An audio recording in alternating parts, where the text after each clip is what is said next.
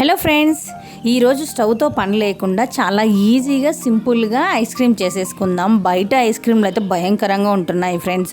ఈ మధ్యలో అయితే ఐస్ క్రీమ్ బండి వాళ్ళు టెంగుమని గంట మోగిస్తూ పిల్లలు ఎక్కడ ఉంటే అక్కడ ఒకటే వస్తున్నారు. మా ఇంటి ముందుకైతే ఒకటే వచ్చి పిల్లల దగ్గరనే నించుంటున్నారు. పిల్లలు ఒకటే ఐస్ క్రీమ్ అని అడుగుతున్నారు.